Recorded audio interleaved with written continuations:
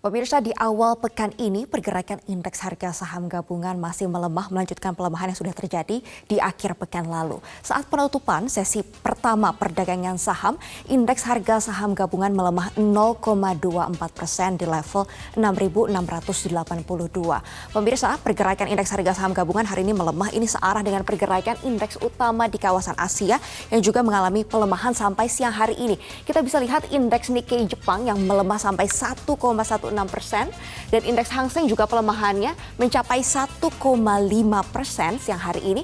Sementara indeks Shanghai juga turun 0,5% dan indeks HTM Singapura ini juga melemah 0,6%. Pemirsa, pekan ini pelaku pasar masih mencermati bagaimana dampak dari kebijakan Bank Sentral Amerika Serikat yang sudah diumumkan pekan lalu pada perekonomian, baik itu perekonomian Amerika Serikat maupun ekonomi global. Pemirsa, pekan lalu Bank Sentral Amerika Serikat menahan suku bunga di posisi 5,25%. Namun masih ada potensi kenaikan suku bunga di tahun 2023 ini setidaknya 2 kali lagi. Hal inilah yang masih terus dicermati oleh pelaku pasar. Bagaimana dampaknya bagi pasar saham global dan juga bagaimana dampaknya bagi ekonomi global. Kita akan lihat juga pergerakan indeks di kawasan Amerika Serikat, pemirsa, yang mana akhir pekan lalu juga ketiga indeksnya ditutup melemah. Indeks Dow Jones turun 0,3%, S&P 500 juga melemah 0,37%, dan indeks Nasdaq Composite turun 0,68%. Pemirsa, kalau kita lihat juga di Indonesia, pelaku pasar sedang mencermati hasil rapat Dewan Gubernur Bank Indonesia yang akan dilakukan tanggal 21 sampai 22 Juni mendatang. Yang mana Bank Indonesia memprediksi akan menahan suku bunga acuan yang saat ini berada di level 5,75%.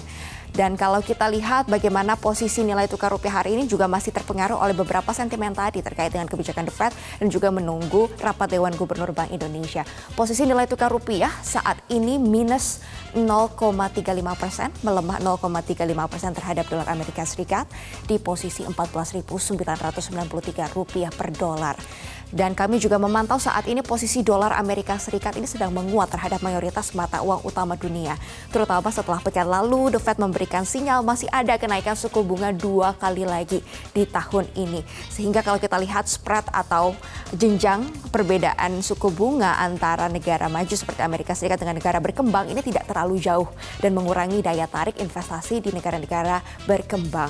Hari ini tidak hanya nilai tukar rupiah yang melemah terhadap dolar Amerika Serikat, pemirsa, tapi juga mata uang lainnya seperti won Korea, yuan China, dolar Taiwan, baht Thailand, ringgit Malaysia, dolar Singapura, peso Filipina, yen Jepang, dan dolar Hong Kong ini juga melemah terhadap dolar Amerika Serikat.